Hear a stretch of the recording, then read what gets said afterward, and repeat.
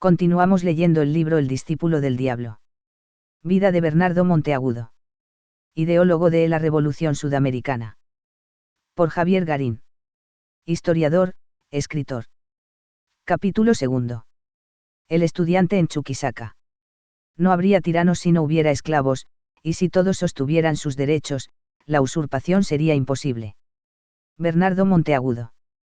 Cuando el viajero se acerca hoy desde Potosí a la capital administrativa de Bolivia, la hermosa ciudad de Sucre, va atravesando cadenas montañosas con interminables faldeos, valles abrigados, cañones, abismos y desfiladeros, paisajes bellos y contrastantes, bajo un cielo siempre claro, en una atmósfera llena de luz.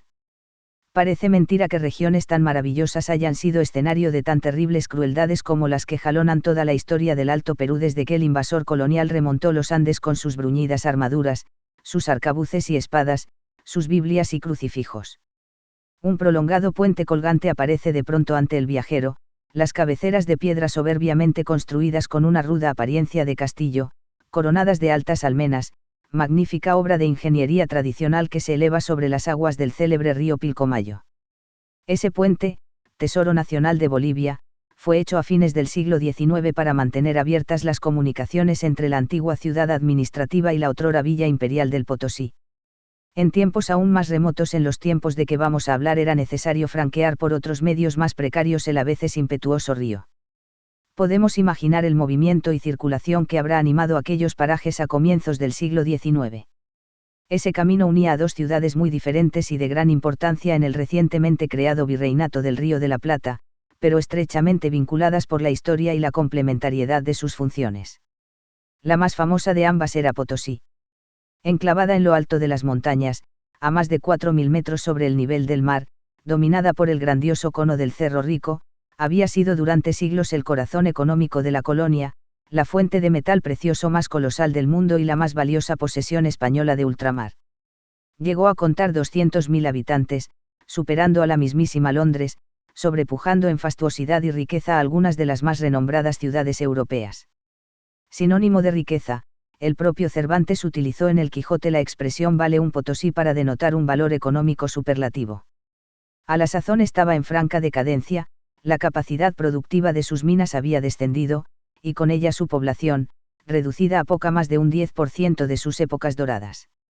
Pero aún decadente, la llamada Villa Imperial de Carlos V, título que el emperador le obsequió como reconocimiento por su sustancial aporte al tesoro metropolitano, seguía siendo un populoso centro de realidades y fantasías, con su aristocracia venida a menos, sus innumerables iglesias y conventos, sus obras públicas soberbias aunque deterioradas, sus arrogantes modales de gran señor, su gigantesca Casa de la Moneda recientemente remozada, el establecimiento más emblemático del país y, por supuesto, sus minas de plata.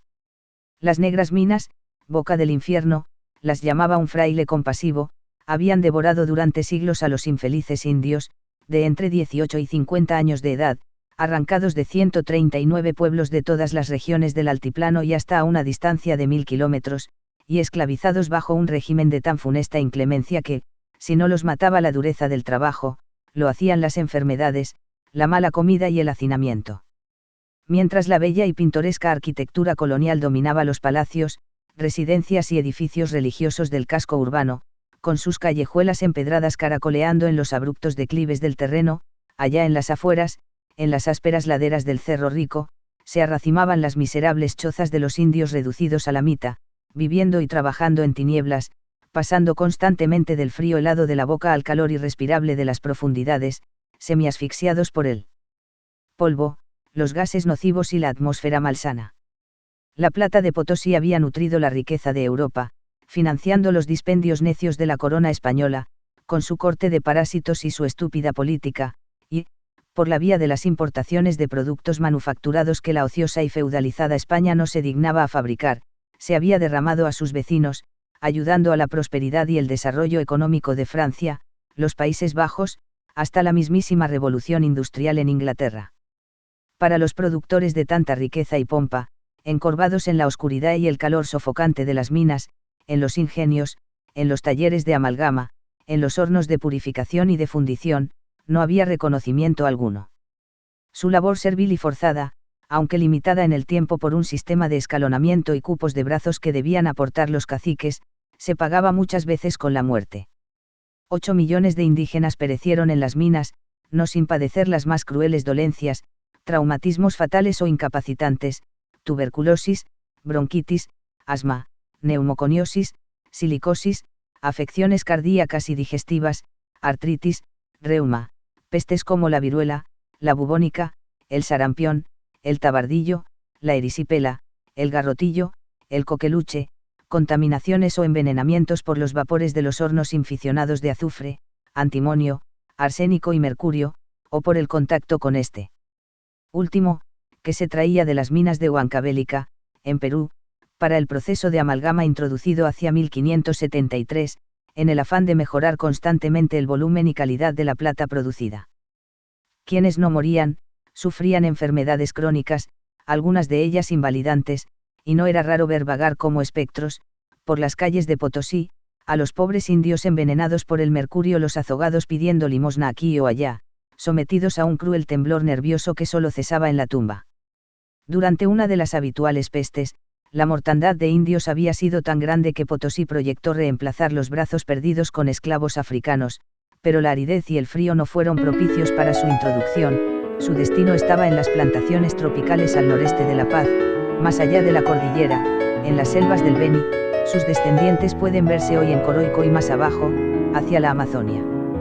Unos pocos sacerdotes denunciaron ocasionalmente las atrocidades de Potosí.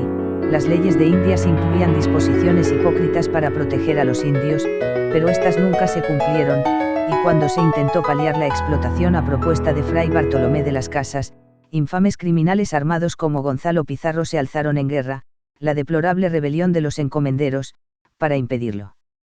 La explotación se llevaba a cabo a sangre y fuego, y la enorme mortalidad no se consideraba consecuencia de esta sino de los pecados de aquellos infieles que vivían en promiscuidad. Con razón Manuel Belgrano diría que la política de España en América había consistido en reducir a los hombres a la condición de bestias y que, por la brutalidad del saqueo, los españoles se habían propuesto arruinar y destruir esos países, más que conservarlos. Pero oigamos sobre este asunto a otro testigo directo, contemporáneo de Monteagudo. Los males que produce la plata a la moralidad y felicidad del género humano, dice Manuel Moreno en sus Memorias de Mariano Moreno, están todos recopilados en los lugares de que se extrae este metal funesto, y los primeros pasos que el hombre da para buscarlo en las entrañas de la tierra, están manchadas con 1000 delitos e injusticias. Es un espectáculo desolante para los ojos de un filósofo ver llegar a esta villa partidas de 3 o 4 mil indios, que han sido arrancados por fuerza de sus hogares, para el trabajo de las minas, en que perece más de la mitad de estos infelices conscriptos, y los que sobreviven quedan para siempre con una salud débil a causa de las enfermedades que produce el manejo de los metales y la falta de respiración en las cuevas subterráneas. Algunas consideraciones políticas, derivadas, sin duda, del temor de una rebelión, han determinado a la Corte de España a liberar en fin a los naturales de México del tiránico establecimiento de la mita. Creemos, no obstante, que ningún principio de liberalidad ha obrado en la abolición de esta práctica escandalosa, cuando la vemos continuada todavía en el Perú. Más de 12.000 indios son anualmente sujetos a esta conscripción sin ejemplo en solo Potosí. Aunque la tiranía es poco celosa de excusar sus excesos, se ha querido disculpar esta práctica bárbara con el motivo de que solo los naturales son bastante fuertes por su temperamento para resistir estos trabajos. Como los españoles no han hecho hasta ahora la experiencia en sí mismos, puede muy bien sospecharse que es esta una suposición arbitraria, inventada para cubrir su perfidia en obligar a otros hombres como ellos a exponerse a peligros que ellos no son capaces de arrostrar. Los dueños de las minas, os que han de gozar de ellas sin trabajar, aman bien su vida, los negros esclavos son una propiedad de sus amos, y ha costado dinero el adquirirlos, solo los indios son unos seres indiferentes que deben despreciar la muerte en provecho ajeno. El miserable indio se distingue aún de los esclavos por su mayor desnudez, por la peor calidad de sus alimentos, por sus malas habitaciones, por su opresión y últimamente por su envilecimiento. Sus vestidos, compuestos de las telas de algodón o lana, que ellos mismos fabrican, son de la peor calidad, y más escasos que los que usa cualquiera otra de las clases bajas del pueblo. Su alimento se compone enteramente de maíz y de patatas y, en todo el año, no prueban la carne, sino cuando son ocupados con algún motivo en las casas de los españoles, siendo, entonces, tanto el deseo con que la toman, que muchas veces mueren de disentería, su indigencia era bastante para abatirlos, pero además, la triste suerte de conquistados les era recordada a cada instante por la insolencia con que los trataban los blancos.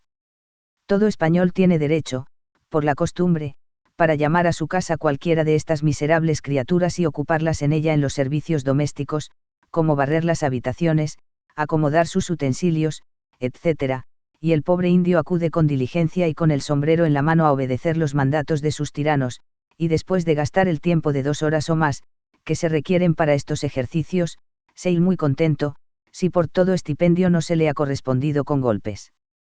o algún otro castigo. No solo sufren la vejación de ser destinados por fuerza a los trabajos de las minas, son igualmente violentados por turno al servicio de las iglesias, de los subdelegados de los caciques y de los curas, en clase de pango uso domésticos, y como este trabajo, aunque igualmente injusto, no hace peligrar su existencia como el de las minas, está admitido que sea sin salario alguno y solamente por la miserable comida que se les suministra. Más de 100.000 indios son destinados a estos ejercicios privados, y al cabo de ellos no les es permitido volver al cultivo de sus tierras, sin acreditar que los han ejercido con certificación del juez respectivo. Agréguese a esto la abominable práctica de las encomiendas o repartimientos, que son distritos enteros de estos naturales concedidos al dominio y usufructo de un señor que los hace trabajar para su particular utilidad y que, aunque abolidas por algunas leyes y estatutos del soberano, se continúan hasta el día por la cruel avaricia de los españoles y desamparo de los que las sufren, y podrá inferirse lo que tiene que esperar la población, la agricultura y la industria de aquellos países, del estado doloroso de sus originarios y más numerosos habitantes. ¿Cómo se había llegado a semejante servidumbre? No por otra vía que por el mal llamado derecho del vencedor, santificada su brutalidad desde el mismo púlpito por los hipócritas dignatarios de la Iglesia. En páginas memorables, el propio Monteagudo describiría como la América prehispánica, encarnando en sus instituciones incivilizadas el mito rouseauniano del buen salvaje, gozaba en paz de sus derechos, hasta que fue invadida por los europeos, y una religión cuya santidad es incompatible con el crimen sirvió de pretexto al usurpador. Bastaba ya enarbolar el estandarte de la cruz para asesinar a los hombres impunemente, para introducir entre ellos la discordia, usurparles sus derechos y arrancarles las riquezas que poseían en su patrio suelo. Solo los climas estériles donde son desconocidos el oro y la plata, quedaban exentos de este celo fanático y desolador. Por desgracia la América tenía en sus entrañas riquezas inmensas, y esto bastó para poner en acción la codicia, quiero decir el celo de Fernando e Isabel, es así como las armas devastadoras del rey católico inundan en sangre nuestro continente, infunden terror a sus indígenas, los obligan a abandonar su domicilio y buscar entre las bestias feroces la seguridad que le rehusaba la barbarie del conquistador. La dominación española aumentó día a día los eslabones de la cadena, y por el espacio de más de 300 años ha gemido la humanidad en esta parte del mundo sin más desahogo que el sufrimiento, ni más consuelo que esperar la muerte y buscar en las cenizas del sepulcro el asilo de la opresión. La tiranía, la ambición, la codicia, el fanatismo, han sacrificado millares de hombres, asesinando a unos, haciendo a otros desgraciados, y reduciendo a todos al conflicto de aborrecer su existencia y mirar la cuna en que nacieron como el primer escalón del cadalso donde por el espacio de su vida habían de ser víctimas del tirano conquistador. Tan enorme peso de desgracias desnaturalizó a los americanos hasta hacerlos olvidar que su libertad era imprescriptible. Aunque usufructuaba igualmente la explotación de los indios, muy distinto carácter y apariencia tenía la otra ciudad cercana, que desde 1840 llamamos Sucre, en homenaje al gran mariscal de las guerras de la independencia, libertador y primer presidente de Bolivia, y que por épocas tuvo nombres tales como La Plata, Charcas o Chuquisaca. Señorial, burocrática, docta, llena de empleados, eruditos y teólogos, Chuquisaca era una gran población administrativa y judicial, fundada en 1538 por Pedro de Anzúrez por expresa instrucción del ya mentado Gonzalo Pizarro, conquistador de la región, hermano rebelde y codicioso del sanguinario destructor del imperio incaico, y quizás más brutal aún que el alevoso Francisco. Bellamente erigida en una arquitectura colonial de gran dignidad y armonía, salpicada de plazas, parques y paseos, con sus calles de piedra, sus fachadas blancas y sus tejados de barro cocido, con sus fuentes de granito labrado, con sus viejas iglesias presididas por la gran catedral, cuya construcción data de 1571, Chuquisaca estaba emplazada entre los macizos de Sica-Sica y Churruquella. A una altitud de más de 2.800 metros. Próspera y también populosa, con casi 20.000 habitantes a comienzos del siglo XIX, era sede del Arzobispado de La Plata y de otras dos instituciones de extraordinaria importancia en la América colonial, la Universidad Mayor Real y Pontificia San Francisco Xavier de Chuquisaca, considerada entonces como una de las mejores del mundo, y la Real Audiencia, máximo órgano jurisdiccional del Virreinato del Río de la Plata.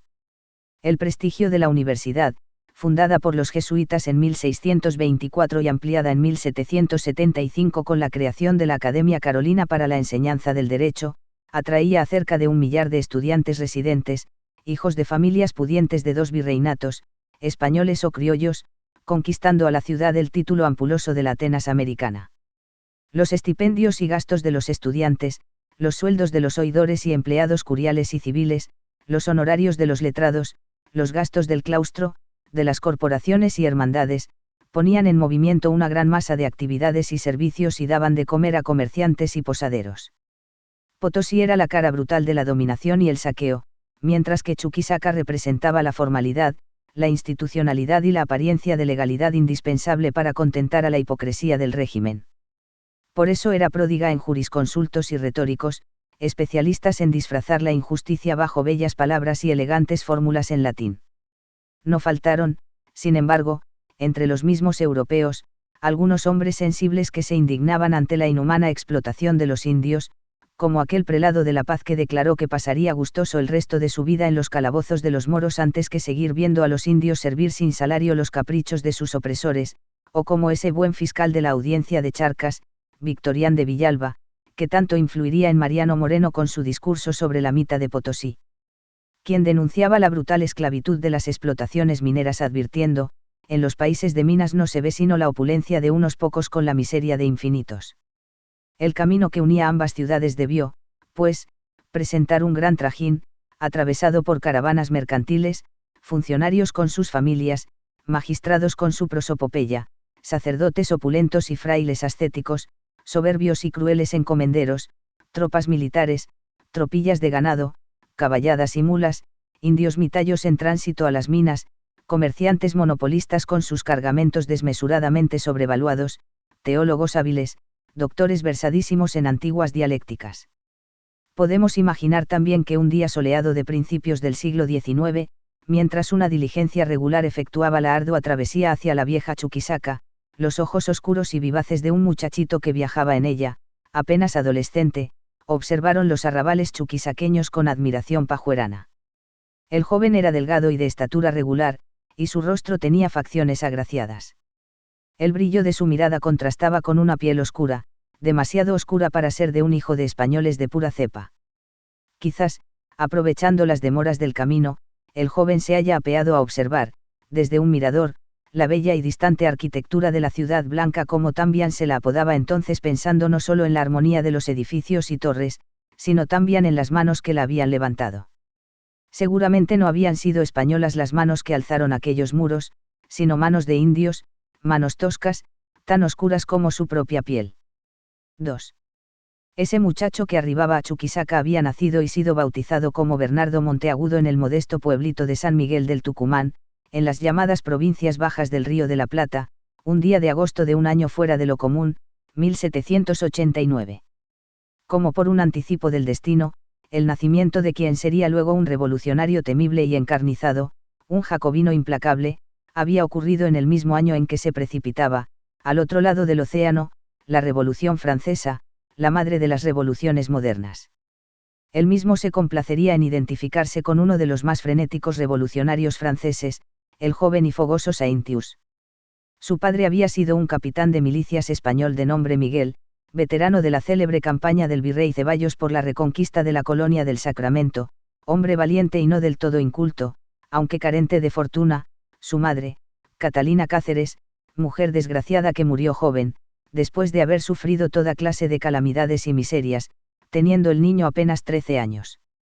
Era el único sobreviviente de 11 hermanos, todos muertos a corta edad, víctimas de una fatalidad ciega que parecía empeñada en borrar de la faz de la tierra la estirpe de que provenía. Por eso mismo, tal vez, él pensaba, ya de pequeño, que estaba llamado a cumplir grandes destinos. ¿Por qué otra razón, si no, se le había permitido preservar el amenazado apellido Monteagudo? Sus dotes intelectuales así parecían indicarlo. De muy niño se había destacado por una inteligencia fuera de serie y una extraordinaria memoria. Admiración de sus ocasionales maestros, esperanza de su progenitor, Monteagudo intuyó que la naturaleza había compensado de este modo su carencia de bienes, la humildad de su cuna y la oscuridad de su tez. Este último rasgo daba pábulo entonces, y lo daría a lo largo de toda su existencia, a maliciosas y burlonas conjeturas acerca de la calidad de su sangre. Las lenguas calumniadoras tan pronto le atribuían haber sido engendrado de una relación adulterina de su madre con algún indio o negro, como endilgaban a la propia madre ascendencia indígena o africana. En aquellos tiempos, como hoy, el desprecio racial era un argumento descalificador, con el agravante de cerrar el acceso a numerosos ámbitos de la vida institucional y social. Monteagudo padeció ese desprecio a lo largo de toda su vida, aunque compartiéndolo con otros grandes hombres de las luchas revolucionarias.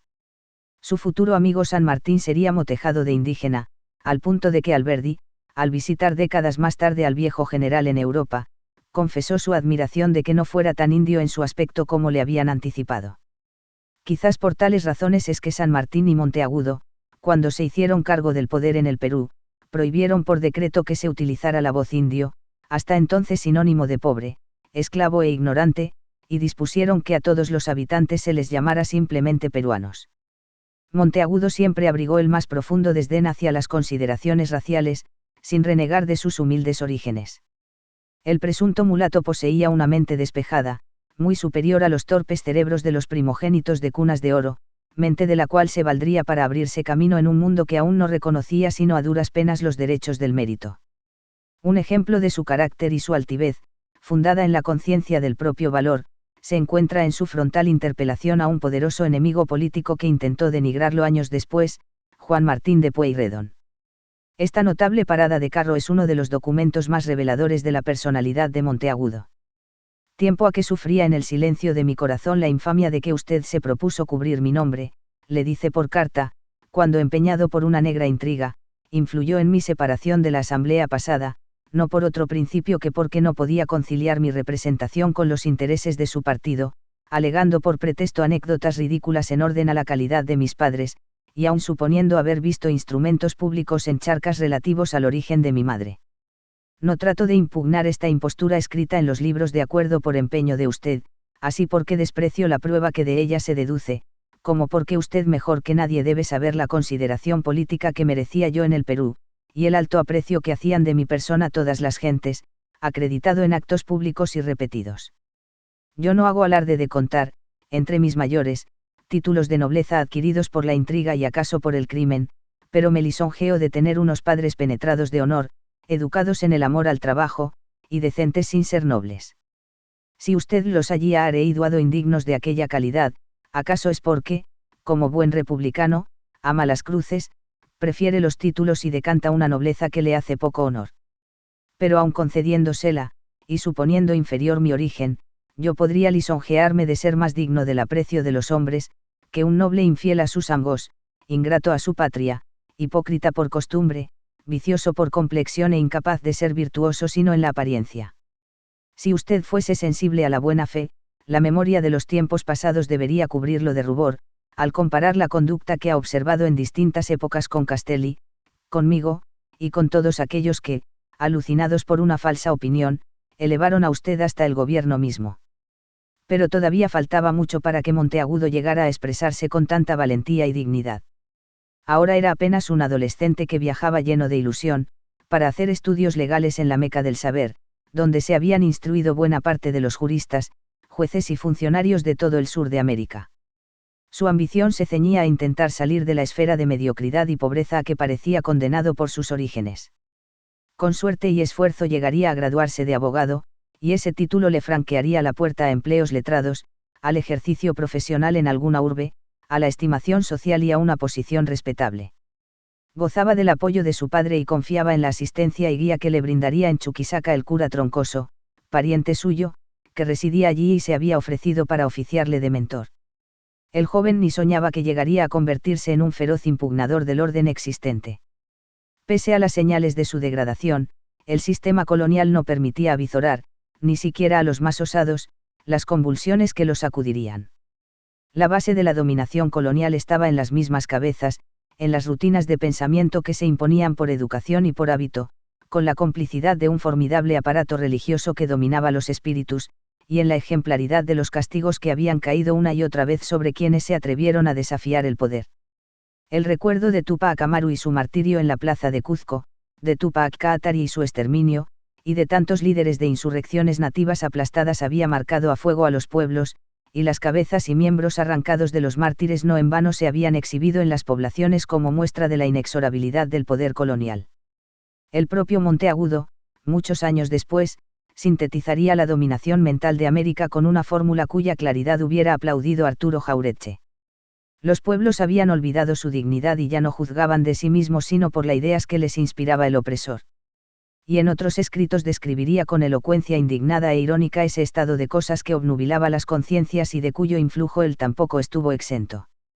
Que tranquilos vivían los tiranos y que contentos los pueblos con su esclavitud antes de esta época memorable. Parecía que nada era capaz de turbar la arbitraria posesión de aquellos, ni menos despertar a estos de su estúpido adormecimiento. ¿Quién se atrevía en aquel tiempo a mirar las cadenas con desdén, sin hacerse reo de un enorme atentado contra la autoridad de la ignorancia? La fanática y embrutecida multitud no solo graduaba por una sacrílega quimera el más remoto designio de ser libre, sino que respetaba la esclavitud como un don del cielo y, postrada en los templos del Eterno, pedía con fervor la conservación de sus opresores, lloraba y se ponía pálida por la muerte de un tirano, celebraba con cánticos de alabanza el nacimiento de un déspota y, en fin, entonaba himnos de alegría, siempre que se prolongaban los eslabones de su triste servidumbre. Si alguno por desgracia rehusaba idolatrar el despotismo y se quejaba de la opresión, en breve la mano del verdugo le presentaba en trofeo sobre el patíbulo y moría ignominiosamente por traidor al rey. A esta sola voz se estremecían los pueblos, temblaban los hombres y se miraban unos a otros con horror, creyéndose todos cómplices en el figurado crimen del que acababa de expirar.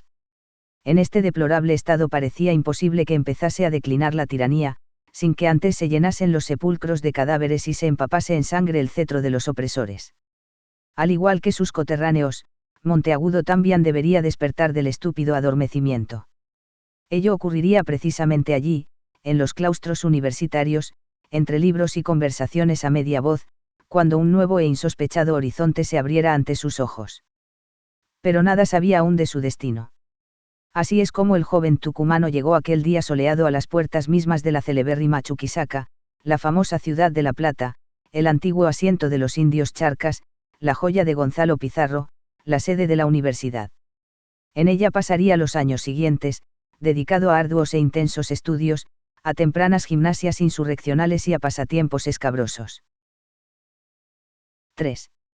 En la plaza central de Sucre, de pie frente al Palacio de Gobierno y la majestuosa catedral con su impresionante fachada barroca, en actitud desenvuelta de orador, con el aire de quien se dispone a pronunciar un elocuente discurso revolucionario, se yergue hoy la estatua con que se honra en la antigua Chuquisaca la memoria de quien fuera uno de sus estudiantes más distinguidos, uno de sus más célebres graduados y uno de sus más encendidos tribunos. Desde aquel pedestal parece todavía Monteagudo apostrofar a los hijos e hijas de Sudamérica. Despertad ya del penoso letargo en que habéis estado sumergidos. Aquella plaza acogió frecuentemente los pasos de Monteagudo cuando se dirigía a los claustros o a alguna cita amorosa. Ambas ocupaciones lo entretuvieron durante su estadía en Chuquisaca, antes que la política dominara por entero sus pensamientos. De aspecto agraciado y encanto personal, Monteagudo adquirió bien pronto las habilidades de seducción que le permitieron, durante toda su existencia adulta, gozar del favor de las mujeres, lo que andando el tiempo lo rodearía de una reputación de vicioso y mujeriego, sobre la que se cebarían sus enemigos para difamarlo. En Chuquisaca ejercitó tales artes por primera vez. Como estudiante no perdió el tiempo, sabedor de que se jugaba su futuro. Los estudios jurídicos que se hacían en la Academia Carolina fueron descriptos así por Manuel Moreno en la emocionada biografía de su hermano Mariano. 2 años es necesario gastar en el estudio de los principios del derecho y del Código Nacional, y en todo este tiempo es promovido el adelantamiento por penosos ejercicios sobre la materia, frecuentes disertaciones, que se hacen producir sobre un punto escogido a la suerte 24 horas antes, y en fin cuando por actos solemnes que son obligados los alumnos a defender en público, han merecido la aprobación de los jefes del instituto, obtienen entonces el grado de bachiller que es el que se requiere para ejercer la facultad de abogado, siendo el de doctor en ella un título que suena más alto que el primero, pero que en realidad no es otra cosa que un mero adorno. Concluido el tiempo de la academia, deben adquirir la práctica del foro, asistiendo por otros 2 años al estudio de un letrado, y a los juicios del tribunal, sin cuyo requisito no quedan hábiles para ser admitidos a un examen privado que hacen los jueces de la audiencia, en cuya jurisdicción tratan de ejercer la profesión, y es el último requisito que la ley les exige para reconocerles por tales abogados. La universidad, en la que todavía ejercían fuerte influencia los jesuitas, no obstante haber sido expulsados de los dominios españoles en 1767, daba acceso a las obras clásicas de la antigüedad, en que Monteagudo llegó a ser muy versado, y a los ejemplos de virtud cívica de los grandes héroes griegos y latinos, tan halagadoramente descriptos por Plutarco y otros historiadores. También se leían y estudiaban los más reputados neoescolásticos españoles, como Mariana y Vitoria, quienes influirían en las ideas de muchos revolucionarios con sus concepciones acerca de la justicia y el bien común. Con razón señalaba Manuel Moreno en el citado libro, hablando de los abogados sudamericanos. En la América española son los abogados la parte más selecta de la sociedad y los que mejor entienden su oficio. En ellos se encuentra más ilustración y liberalidad de ideas, que en ninguna otra de las clases del Estado, y se ha dicho en honor de un cuerpo benemérito, ellos han sido unos constantes y animosos defensores de la inocencia, y los únicos que no han doblado la rodilla al despotismo entronizado, o no se han corrompido con el ejemplo de los jueces prevaricadores a quienes rodeaban. Pero a la par de los estudios oficiales, Monteagudo dedicaba gran parte de sus esfuerzos a voraces lecturas de cuanto libro llegara a sus manos. Codiciaba especialmente los libros prohibidos por la rígida censura colonial. Muchos de ellos circulaban en forma clandestina a despecho de las amenazas de las autoridades civiles y eclesiásticas. Monteagudo se esforzaba por ganarse la buena voluntad de sus poseedores, y así trabó amistad, por ejemplo, con el oidor Uso Cimousi, prestigioso y liberal funcionario que supo intuir las cualidades del joven, le dio acceso a su biblioteca, lo estimuló con el préstamo de algunos libros incendiarios y lo tomó bajo su protección personal. La juventud inquieta, fascinada por los lejanos ecos de la Revolución Francesa, enloquecía por leer a los grandes teóricos de ese movimiento, a la vez que abjuraba con desprecio del estancamiento medieval hispano. El incrédulo Voltaire y sus dardos contra el fanatismo religioso, el sagaz Diderot con su racionalismo revolucionario y su confianza en las luces, el riguroso Montesquieu y la división de poderes, y el más grande y genial de todos, arrebatador y cuasi místico, Juan Jacobo Rousseau, con su culto de la voluntad general, su reivindicación de la naturaleza y la bondad humana y su condenación del egoísmo y el despotismo, electrizaban las mentes juveniles, ansiosas de novedad y excitación. Monteagudo creyó descubrir la panacea en aquellos magníficos textos, en donde aparecían como causa eficiente de todos los males humanos la tiranía y la ignorancia. Seguramente se emocionaba al leer en el Gran Ginebrino esa célebre observación del contrato social, cuya realidad era visible en el destino de los infelices indios. El hombre nace libre, y en todas partes se encuentra encadenado. La lucha por la libertad y la igualdad, que se había librado de manera tan encendida y sangrienta en Francia, como nunca antes en la historia, se cargaba de nueva significación en la América del Sur. También recibió Monteagudo la influencia de los intelectuales del despotismo ilustrado español, Campomanes y Jovellanos, y leyó con entusiasmo al jesuita francés Abate Raynal, cuya Histoire philosophique et politique des établissements éducatifs des Européens dans les Duindes, condenaba duramente el colonialismo y la esclavitud, idealizaba a los incas y atacaba a la Inquisición. El acusado de mulato, el joven de humilde cuna, el despreciado de los pudientes, encontró en esas doctrinas el reflejo de su propia aspiración personal de libertad e igualdad. Una de virtudes de Monteagudo fue la admirable lealtad que mantuvo durante toda la vida al núcleo de ideales que había abrazado en su juventud, sin perjuicio de los cambios o adaptaciones que debió introducir en ellos por la fuerza de las circunstancias o por la evolución de su pensamiento. A lo largo de este libro tendremos oportunidad de comprobarlo, desmintiendo a sus detractores, que suelen tacharlo de oportunista y superficial. José María Ramos Mejía, en su libro pseudocientífico La neurosis de los hombres célebres en la historia argentina, llega increíblemente a afirmar, no hubo en su cerebro anómalo ningún sentimiento, ninguna idea que echara raíces profundas. Todo, ideas y afecciones, brotaban con una vivacidad extraordinaria e inusitada, pero eran fugaces y transitorias, pasaban rozando la superficie de aquella inteligencia que las recibía sin fijarlas. Conservaba momentáneamente las impresiones, pero la sensación cerebral correlativa se borraba sin dejar en la célula el recuerdo estable. Tan insólitas expresiones no son raras en los denigradores de Monteagudo, cuya persona sufrió en vida y después de la muerte las más asiduas y grotescas injurias. La fermentación de ideales libertarios que agitaba Chuquisaca tendría consecuencias pasmosas en las colonias. En un clima así se formaron las mentes más robustas y osadas del movimiento emancipador, que no tardarían en ponerse a la cabeza de la insurrección tan pronto como la oportunidad se les presentase. Junto al de Francia, se levantaba para los jóvenes el ejemplo de América del Norte, con cuya declaración de independencia la libertad dio el primer grito en el continente que descubrió Colón. Aunque el gobierno español hubiese podido levantar en aquel mismo día alrededor de sus dominios una barrera más alta que los Andes, explicaría Monteagudo al referirse al impacto que tuvo la independencia norteamericana en las imaginaciones juveniles, no habría extinguido el germen de la grande revolución que se preparaba en Sudamérica. Una nueva fe en el racionalismo, la soberanía del pueblo, la libertad y los derechos del hombre había venido a reemplazar en Monteagudo a las antiguas creencias religiosas. Hasta tal punto llegó a fanatizarse por la libertad que en sus artículos la escribiría siempre con mayúsculas, libertad, siendo esta ortografía su rúbrica de propagandista. Una libertad que estaba muy lejos de la anarquía y el individualismo y muy emparentada a la justicia como pauta de armonización social. Así llegó a definirla alguna vez.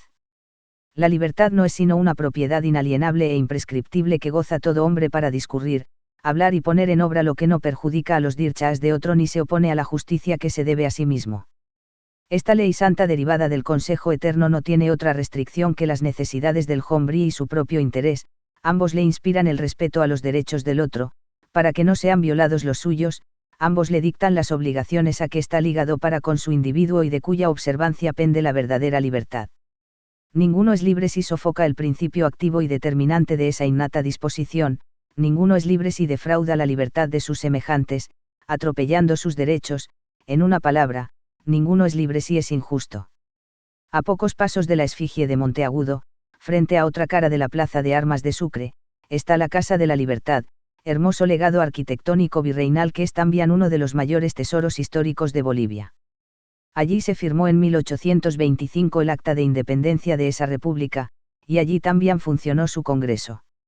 Allí, a fines del siglo XVIII y comienzos del XIX, ilustres personalidades de la Revolución Americana desfilaron en sus años mozos, como estudiantes de leyes, ya que el edificio, construido por la Compañía de Jesús, había sido destinado al funcionamiento de la Universidad de San Francisco Xavier. En el antiguo púlpito que se alza a mano derecha, abandonada su antigua función religiosa y convertido en sitial de examinandos, los jóvenes Juan José Castelli, Mariano Moreno y Bernardo Monteagudo rindieron sus materias y presentaron sus alocuciones y tesis para graduarse de abogados. El visitante moderno no puede menos que sentirse embargado de una honda emoción al contemplar aquel púlpito e imaginar a tan ilustres alumnos en la flor de su edad, pronunciando sus discursos, ejercitándose en la oratoria que luego los haría célebres. Castelli, el genial orador de Mayo, el fusilador de Liniers, el temible comisario político de la Junta, el hombre que dijo, «Yo soy la revolución», hizo resonar allí su voz, cuando obtuvo con sobresaliente desempeño su doctorado. El joven Moreno, el martillo de la revolución y cerebro del plan de operaciones, ensayó desde allí su capacidad dialéctica, la misma que lo haría célebre al asumir en Buenos Aires la representación de los hacendados.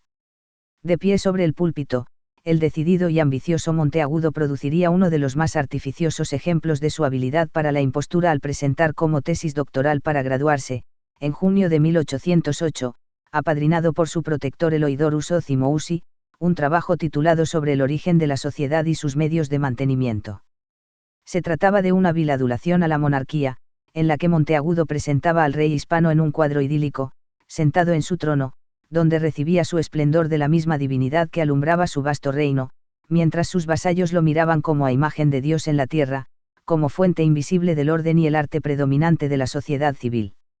Esta burda apología habría causado risa, como una parodia, a poco que se supiera cuáles eran sus verdaderos pensamientos. El estilo pesado, lo trillado y torpe de sus conceptos, y la artificiosidad de que están revestidos denuncian su intención de halagar a los examinadores. Su hipocresía es indudable cuando uno piensa que el autor de semejante mamotreto es también el satírico e imaginativo escritor que, casi para el mismo tiempo, produce el diálogo entre Atahualpa y Fernando VII, revulsiva impugnación de los invocados derechos del monarca español para someter a América. Entrevemos aquí aspectos esenciales de su constitución mental. Teniendo como objetivo el doctorado, ¿para qué iba a entrar en disputas inútiles con sus profesores? Mejor reservarse sus ideas, que se expresarán a través de un escrito anónimo y no de una tesis cuyo solo propósito es asegurarle una profesión. El hombre de humilde cuna no puede darse el lujo de desafiar a los académicos. Debe adularlos y complacerlos.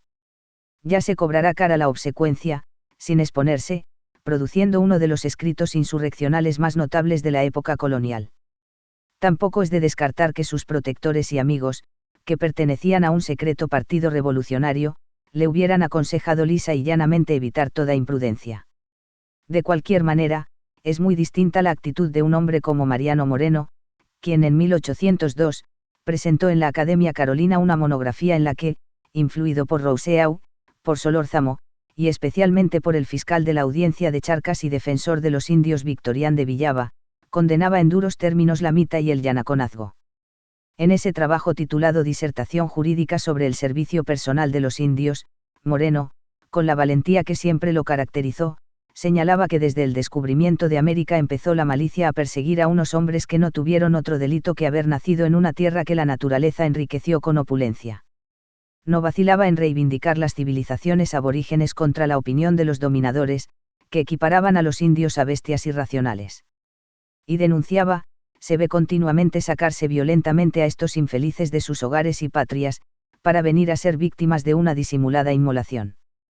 Puestos, contra las leyes, en lugares enteramente diversos de aquellos en que eran nacidos, se ven precisados a entrar por conductos estrechos y subterráneos cargando sobre sus hombros los alimentos y herramientas necesarias para su labor, a estar encerrados por muchos días, a sacar después los metales que han excavado sobre sus propias espaldas, con notoria infracción de las leyes, que prohíben que aún voluntariamente puedan llevar cargas sobre sus hombros, padecimientos que, unidos al mal trato que les es consiguiente, ocasionan que de las 4 partes de indios que salen de la mita, rara vez regresen a sus patrias las 3 enteras. Y aunque para su disertación final Moreno eligió un tema neutro, el régimen jurídico de los bienes del cónyuge que contraía nuevas nupcias, al menos no cayó en el servilismo de la tesis de Monteagudo. 4. Quizás para reivindicarse ante sí mismo, sus compañeros y protectores, como el cura Troncoso y el oidor Usoz y Mousi, todos librepensadores y patriotas, Monteagudo redactó un panfleto que alcanzaría extraordinaria difusión y le granjearía la estima del incipiente movimiento revolucionario.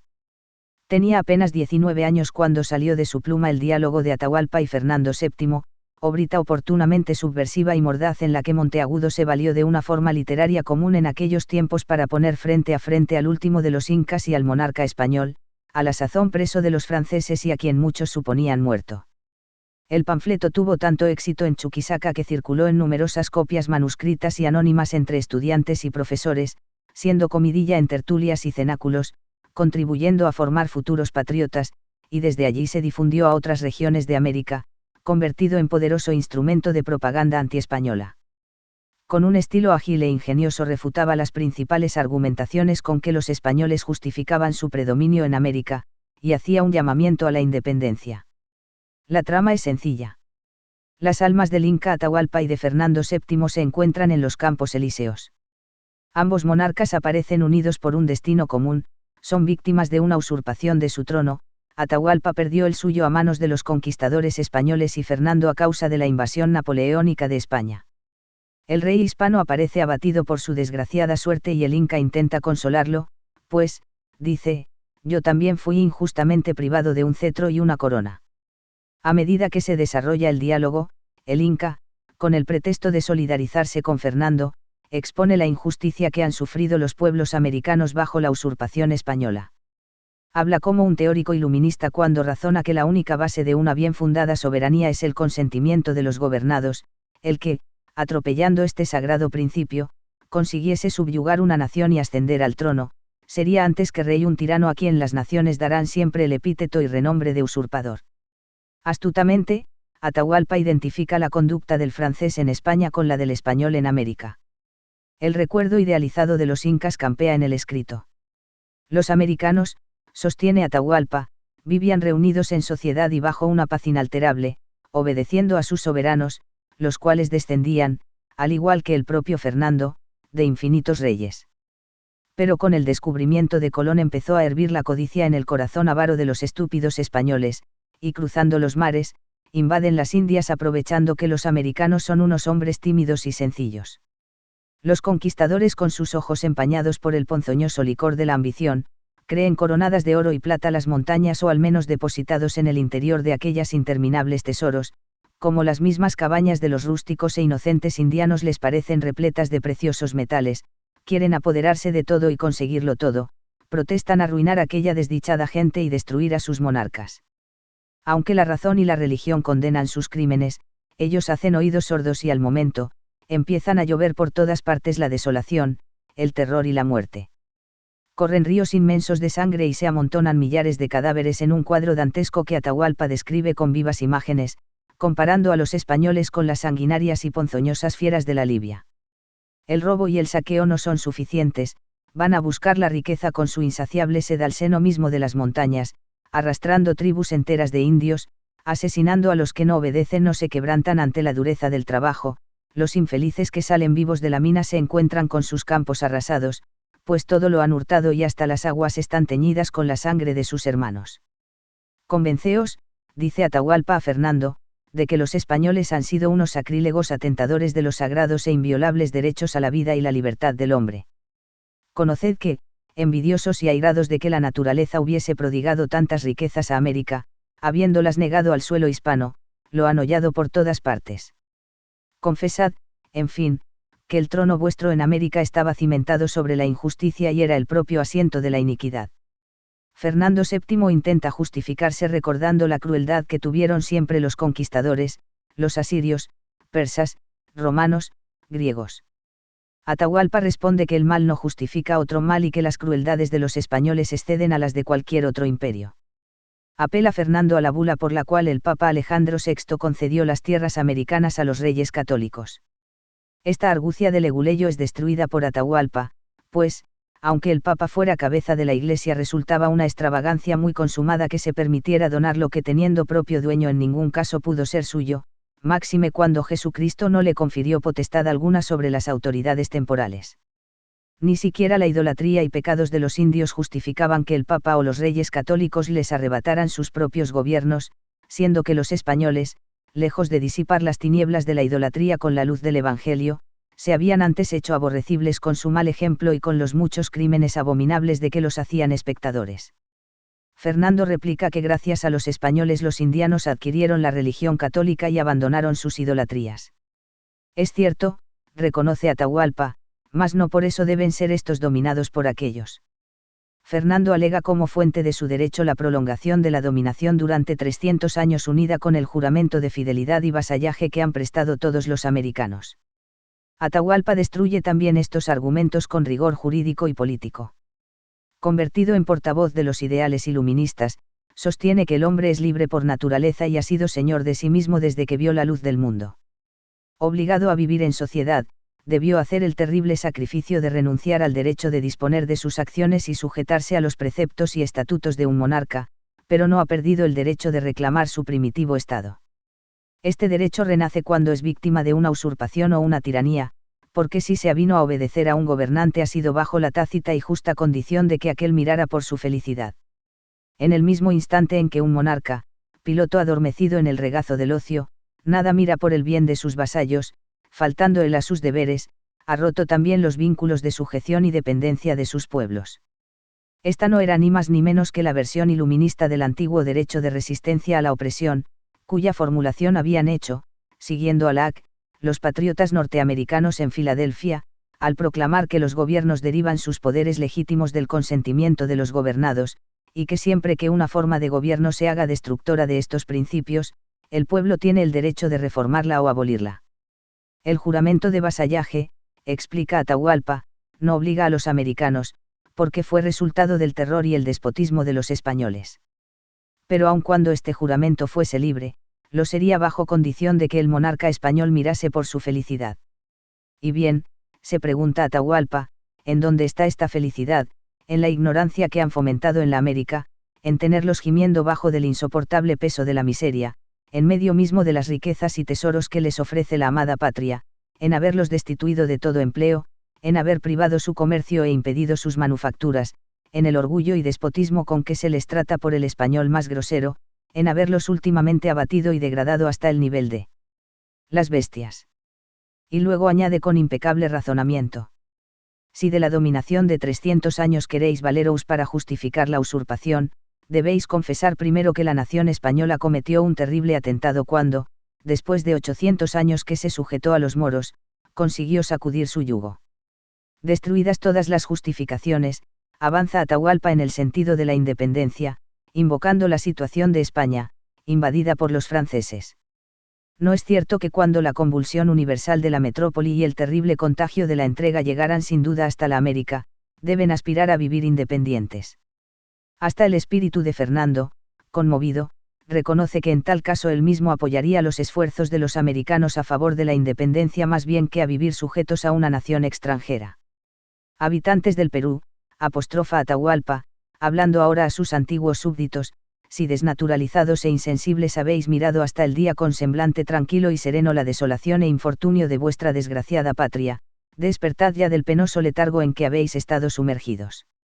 Desaparezca la penosa y funesta noche de la usurpación, y amanezca luminoso y claro el día de la libertad.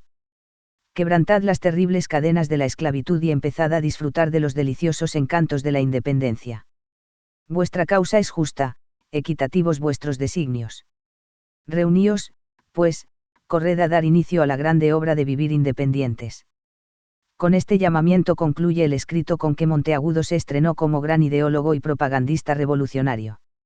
Buena parte del prestigio que lo precedió en sus posteriores viajes y aventuras por el continente se debió a este panfleto enormemente popular, compuesto antes de cumplir los 20 años.